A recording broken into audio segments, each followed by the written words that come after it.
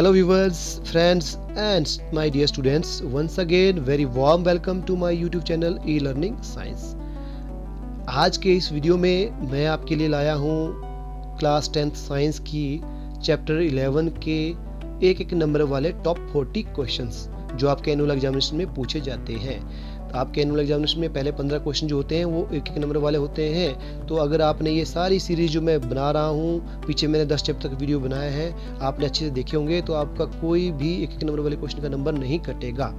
ठीक है फिर, तो आज का इस चैप्टर का जो 11 चैप्टर है हमारा human I and colourful world, यानी मानव नेत्र एवं रंग बिरंगा संसार। इस चैप्टर के हम टॉप 40 एक नंबर वाले क्वेश्चन करेंगे। तो आप व्यूअर्स ने अभी तक शायद पिछले चैप्टर बाय चांस मिस किए हो तो इस वीडियो के डिस्क्रिप्शन में मैं सबका लिंक दे दूंगा, आप वहां जाकर उन चैप्टर्स के वीडियो को देख सकते हैं और उन क्वेश्चन को समझ सकते हैं। तो चलिए बिना किसी देरी से वीडियो को शुरू करते हैं और आज की वीडियो का पहला क्वेश्चन देखते हैं। तो पहला क्वेश्चन है हमारा, मानव नेत्र के किस भाग पर वस्तु का प्रतिबिंब बनता है?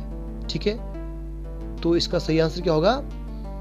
रेटिना या दृष्टिपटल पर। मानव नेत्र के रेटिना या दृष्टिपटल पर वस्तु का प्रतिबिंब बनता है। नेक्स्ट क्वेश्चन, तारों का टिमटिमाना जो होता है ना, उसकी व्याख्या किस सिद्धांत पर आधारित है? ऑन विच प्रिंसिपल यह आधारित है? तो उसका सही आंसर क्या होगा? अपवर्तन के सिद्धांत पर। ठीक है, रिफ्रैक्शन के सिद्धांत पर जो है तारों का टिमटिमाना बेस है। नेक्स्ट क्वेश्चन, क्वेश्चन नंबर 3, नेत्र लेंस की फोकस दूरी अधिक हो जाने पर कौन सा दृष्टि दोष हो जाता है? बहुत ध्यान से देखिएगा, बहुत इंपॉर्टेंट क्वेश्चन है ये। नेत्र लेंस की फोकस दूरी अगर अधिक हो जाए तो कौन सा दृष्टि दोष होता है? तो होता है हमारा दूरदृष्टि दोष, यानी अगर नेत्र लेंस की फोकस दूरी बढ़ जाए तो दूरदृष्टि रोग होता है। नेक्स्ट क्वेश्चन, नेत्र में किसी वस्तु का बना प्रतिबिंब कैसा होता है? अब नेत्र में किसी वस्तु का जो प्रतिबिंब बनता है वह कैसा होता है? वो होता है वास्तविक, उल्टा तथा छोटा होता है। ठीक है, चलिए आगे बढ़े क्वेश्चन नंबर 5 तरफ। क्वेश्चन नंबर 5 क्या है? जो नेत्र निकट स्थित वस्तुओं को स्पष्ट नहीं देख पाता उसमें कौन सा रोग होता है? तो उसमें होता है आपका दूरदृष्टि रोग, यानी हाइपरमेट्रोपिया।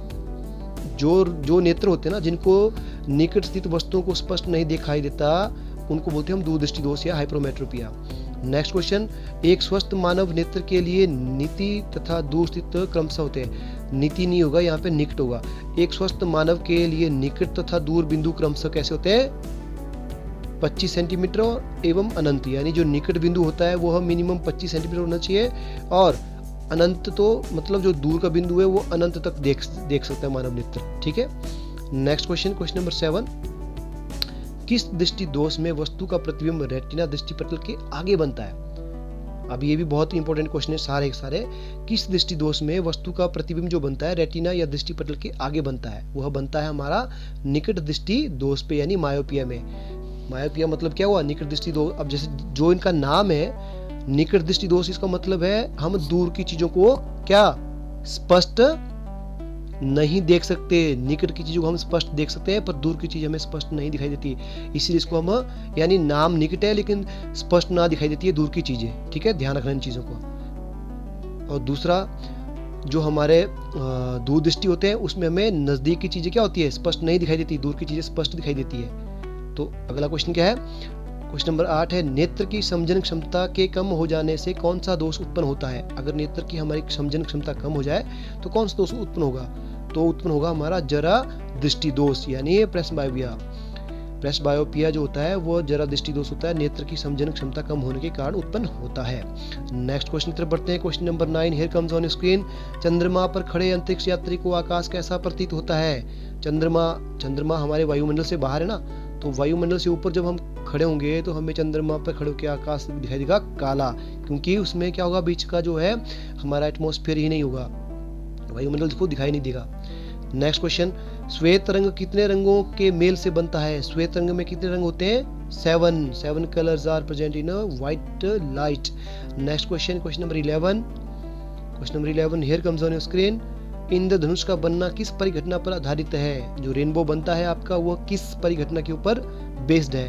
तो इसका सही आंसर क्या है? प्रकाश के वर्ण विक्षेपण पर। यानी प्रकाश के जो रंग होते हैं उनका विक्षेपण का जो सिद्धांत है उसके ऊपर इंद्रधनुष का बनने का घटना आधारित है।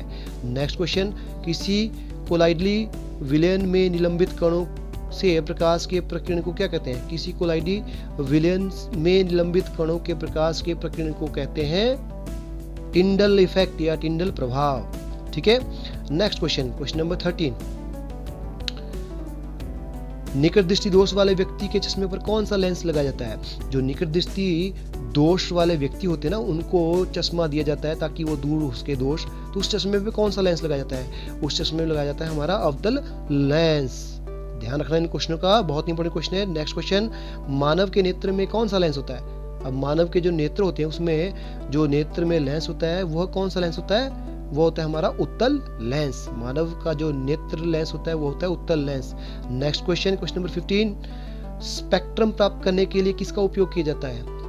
जो हम रंगों का स्पेक्ट्रम प्राप्त करते हैं उसके लिए हमें प्रिज्म की आवश्यकता होती है, उसके लिए प्रिज्म का उपयोग किया जाता है। नेक्स्ट क्वेश्चन, स्पेक्ट्रम में किस रंग की किरण का विचलन या झुकाव कम होता है? कौन से रंग की किरण जो है वो कम झुकती है, उसका विचलन कम होता है? लाल रंग का। ठीक है। चलिए नेक्स्ट क्वेश्चन, क्वेश्चन नंबर 17 की तरफ बढ़ते हैं। हियर कम्स ऑन स्क्रीन, आकाश का रंग ना नहीं होगा, कहा होगा आकाश का रंग नीला किस कारण से प्रतीत होता है? हमें आकाश नीला दिखाई देता है किस कारण से? तो उसका सही आंसर क्या होगा? प्रकाश के प्रकीर्णन के कारण हमें आकाश का रंग नीला दिखाई देता है। नेक्स्ट क्वेश्चन, एक साधारण प्रिज्म कितनी शीटों से घिरा हुआ होता है? अब एक साधारण प्रिज्म होता है उसमें कितनी साइडें होती है? उसमें होती है हमारी 5 साइडें। ठीक है, 5 साइडों से वो घिरा होता है। नेक्स्ट क्वेश्चन, क्वेश्चन नंबर 19, किसी माध्यम में छोटे छोटे कणों के निलंबन को क्या कहते हैं? किसी माध्यम में छोटे छोटे कणों का निलंबन होता है उसे क्या कहते हैं? कोलाइड। उसे कहते हैं कोलाइड। ठीक है। नेक्स्ट क्वेश्चन, नेत्र गोलक का व्यास कितना होता है? जो हमारे आंख का जो लेंस होता है ना उसका जो नेत्र गोलक होता है उसका व्यास कितना होता है? लगभग 2.3 सेंटीमीटर। तो नेत्र गोलक का व्यास जो होता है लगभग 2.3 सेंटीमीटर होता है। नेक्स्ट क्वेश्चन, इस वीडियो के हमने आधे क्वेश्चन कर लिए हैं, नेक्स्ट 20 क्वेश्चन बचते हैं। तो क्वेश्चन नंबर 21 क्या है? अभिनेत्र लेंस की फोकस दूरी में परिवर्तन किसके द्वारा होता है? जो हमारा अभिनेत्र लेंस होता है ना उसकी फोकस दूरी में परिवर्तन किसके द्वारा होता है? तो उसका परिवर्तन होता है पक्षमाभी पेशियों द्वारा। जो हमारी आइरिस होती है, पक्षमाभी पेशियां होती है, उनके द्वारा जो है फोकस दूरी में परिवर्तन होता है हमारे अभिनेत्र लेंस में। नेक्स्ट क्वेश्चन, पुतली के साइज को कौन नियंत्रित करता है? पुतली का जो साइज होता है उसे कौन कंट्रोल करता है? पारितारिका। उसे पारितारिका कंट्रोल करती है। Next question, question number 23, here comes on your screen, जब नेत्र लेंस की पक्षमाभी पेशियां शिथिल होती हैं यानी ढीली पड़ती हैं, रिलैक्स होती हैं, ठीक है, तो अभिनेत्र लेंस क्या होता है? बड़ा होता है, छोटा होता है? अभिनेत्र लेंस क्या हो जाता है? पतला हो जाता है। जब नेत्र लेंस की पक्षमाभी पेशियां जो है शिथिल यानी रिलैक्स होती हैं तो अभिनेत्र लेंस पतला हो जाता है। नेक्स्ट क्वेश्चन, जब नेत्र लेंस की पक्षमाभी पेशियां शिथिल होती हैं तो अभिनेत्र लेंस की फोकस दूरी क्या हो जाती है? बढ़ जाती है, घट जाती है? तो वो दूरी क्या हो जाएगी? बढ़ जाएगी। ठीक है। ये क्वेश्चन बहुत मिले जुले हुए हैं बट बहुत इंपॉर्टेंट और यूनिक है, इनको ध्यान से समझिएगा, पढ़िएगा। ये प्रश्न आपको कहीं नहीं मिलेंगे, किताब में नहीं मिलेंगे। ये मैंने पूरी किताब का जो चैप्टर का जो है जिसे बोलते हैं आप निष्कर्ष निकाल के ये क्वेश्चन बनाए हुए हैं। चलिए नेक्स्ट क्वेश्चन की तरफ बढ़ते हैं। क्वेश्चन नंबर 25, जब नेत्र लेंस की पक्षमाभी पेशियां सिकुड़ जाती हैं, ठीक है, कॉन्ट्रैक्ट होती है, तो अभिनेत्र लेंस की फोकस दूरी क्या हो जाती है? ऑब्वियसली घट जाएगी, तो वह घट जाती है। ठीक है। नेक्स्ट क्वेश्चन, जब नेत्र का लेंस दूधिया या धुंधला हो जाता है तो उस स्थिति को हम क्या कहते हैं? ये बहुत कॉमन और बहुत आसान प्रश्न है। जब हमारी आंखों का लेंस होता है वो धुंधला पड़ जाता है या दूधिया पड़ जाता है, उसको क्या कहा जाता है? उसको कहा जाता है मोतियाबिंद। ठीक है। चलिए अगले क्वेश्चन पर बढ़ते हैं। पर व्यूअर्स, फ्रेंड्स, स्टूडेंट्स, आप ध्यान से इन क्वेश्चन को देखिए और नोट करना चाहें तो आप बीच में वीडियो को पॉज करके लिख सकते हैं। इनको बहुत जरूरी क्वेश्चन है और इनको बड़े सही तरीके से समझेंगे, याद करेंगे तो आपके जो है एक नंबर वाले क्वेश्चन पक्के हो जाएंगे। ठीक है। चलिए आगे बढ़ते हैं क्वेश्चन नंबर 27 की तरफ। दूरदृष्टि दोष किस लेंस के उपयोग से संशोधित किया जाता है? अब ये भी बहुत इंपॉर्टेंट क्वेश्चन है। यानी जो दूरदृष्टि दोष होता है, हाइपरमेट्रोपिया होता है, हाइपरमेट्रोपिया रोग होता है, उसको हम किस लेंस का उपयोग, या ये कहें कि उनके चश्मे में कौन सा लेंस लगता है, तो उसको हम उत्तल लेंस लगाकर दूर कर सकते हैं। उत्तल लेंस का चश्मा लगाकर दूर कर सकते हैं। नेक्स्ट क्वेश्चन, जरा दूरदृष्टि दोष किस लेंस के उपयोग से संशोधित किया जाता है? जरा दूरदृष्टि दोष जो होता है ना, जिसको कुछ जो नजदीक भी और दूर की वस्तुएं भी पूरी स्पष्ट ना दिखाई दे, उनको बोलते हैं जरा दूरदृष्टि दोष। तो उस दोष को दूर करने के लिए कौन से लेंस का उपयोग होता है? द्विफोकस लेंस, यानी जो हमारा द्विफोकसी लेंस होता है उसका इस्तेमाल किया जाता है। ठीक है, नेक्स्ट क्वेश्चन, निकट दृष्टि दोष से ग्रसित व्यक्ति कौन सी वस्तु को स्पष्ट नहीं देख सकता? ये देखिए बहुत ही इंपॉर्टेंट क्वेश्चन है और इसकी डेफिनेशन भी हुई ही होगी। निकट दृष्टि दोष से ग्रसित व्यक्ति जो है किसकी चीजों को स्पष्ट नहीं देख सकता? वह दूर रखी वस्तु को स्पष्ट नहीं देख सकता, नजदीक की वस्तु उनको स्पष्ट दिखाई देती है। ठीक है, नेक्स्ट क्वेश्चन, दीर्घ दृष्टि दोष या दूरदृष्टि दोष से ग्रसित व्यक्ति किन वस्तु को स्पष्ट नहीं देख सकता? वह नजदीक की वस्तु को स्पष्ट नहीं देख सकता। नेक्स्ट क्वेश्चन की तरफ बढ़ते हैं, question number 31। Last 10 question are remaining. मैं इस वीडियो को थोड़ा जल्दी जल्दी बना रहा हूं ताकि आपका जो है समय कम लगे। तो क्वेश्चन नंबर 31 है, नेत्र का कौन सा भाग दान किया जाता है? ये भी बहुत इंपॉर्टेंट क्वेश्चन है। नेत्र का कॉर्निया, कॉर्निया जो भाग होता है वह दान किया जाता है। बहुत बार ये प्रश्न पूछा जाता है, इसको ध्यान से देखिएगा।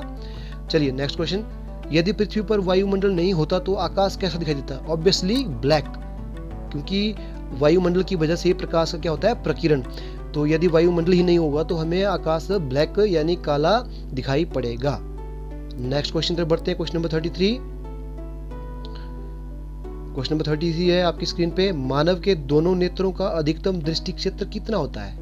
जो मानव के दोनों नेत्र होते हैं, हमारी दोनों आंखें होती है ना, उनका अधिकतम दृष्टि क्षेत्र कितना होता है? 180 डिग्री, 180 डिग्री तक हम देख सकते हैं अधिकतम।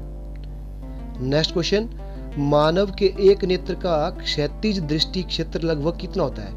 अब ये भी बहुत ही इंपॉर्टेंट क्वेश्चन है बेटा। मानव के एक नेत्र का क्षैतिज दृष्टि क्षेत्र लगभग 150 डिग्री होता है। ठीक है, चलिए आगे बढ़े क्वेश्चन नंबर 35 तरफ। क्वेश्चन नंबर 35 है, रेटिना द्वारा उत्पन्न विद्युत सिग्नल, जो हमारा रेटिना होता है वह इलेक्ट्रिक सिग्नल जनरेट करता है। ठीक है, तो उनको मस्तिष्क तक भेजता है, किसके द्वारा? दृक् तंत्रिका के द्वारा। ठीक है, दृक् तंत्रिका के द्वारा उन विद्युत सिग्नलों को मस्तिष्क तक भेजा जाता है। नेक्स्ट क्वेश्चन, एक नेत्र से संसार कैसा दिखता है? अगर मान लीजिए एक नेत्र है तो उससे संसार कैसा दिखता है? उससे हमें संसार द्विआयामी दिखता है। एक नेत्र से संसार द्विआयामी नजर आता है। चलिए अगले क्वेश्चन पर बढ़ते हैं, क्वेश्चन नंबर 37। ये भी बहुत इंपॉर्टेंट क्वेश्चन है, आपकी स्क्रीन पे आप देख रहे होंगे। नेत्रदान के लिए मृत्यु के पश्चात कितने समय में नेत्र निकाल लेना चाहिए? अगर नेत्रदान किसी ने किया हो तो उसका जो नेत्र होता है, आंख होती है, वो कितने समय में निकाल लेनी चाहिए? लगभग 4 से 6 घंटों के बीच में। ठीक है, चलिए क्वेश्चन नंबर 38 की तरफ बढ़ते हैं। एक सामान्य नेत्र के अभिनेत्र लेंस की क्षमता का परिसर कितना होता है? यानी रेंज कितनी होती है एक सामान्य लेंस नेत्र के अभिनेत्र लेंस की? तो ये क्षमता होती है 40 डी से 44 डी तक, 40 डी से 44 डी तक, यानी डायोप्टर तक। लास्ट के 2 क्वेश्चन बचते हैं व्यूअर्स, स्टूडेंट्स, तो ध्यान से देखिए। इस चैप्टर के लास्ट 2 क्वेश्चन है 39 क्वेश्चन। हमारे मस्तिष्क में दृष्टि की दृढ़ता, परसिस्टेंस ऑफ विजन का समय अंतर कितना है? ठीक है, यानी हमारे मस्तिष्क में दृष्टि दृष्टता यानी दृष्टि की दृश्यता या परसिस्टेंस ऑफ विजन का समय होता है 1/16 सेकंड। ठीक है, 1 का 16वां सेकंड, 1 सेकंड का 16वां हिस्सा। नेक्स्ट क्वेश्चन, वास्तविक सूर्यास्त और आभासी सूर्यास्त का समय अंतर लगभग कितना होता है? अब जो वास्तविक सूर्यास्त होता है और आभासी सूर्यास्त होता है उसका समय अंतराल कितना होता है? लगभग 2 मिनट। ठीक है, तो 2 मिनट का लगभग यह समय होता है आपस में।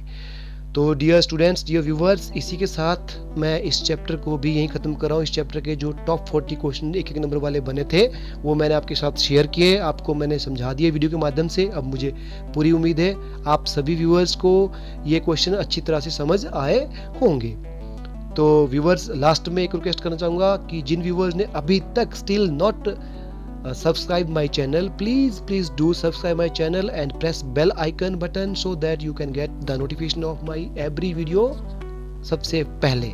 ठीक है, चलिए viewers, thanks for watching my video, to be with me till continue, thanks for watching। I will be back very soon with lot more such video। मैं और भी वीडियो के साथ आपके साथ जल्दी वापस आऊँगा अगले चैप्टर के वीडियो लेके, क्वेश्चन लेके। तब तक के लिए मेरे चैनल में बने रहिए, stay tuned. Thank you very much for watching my video.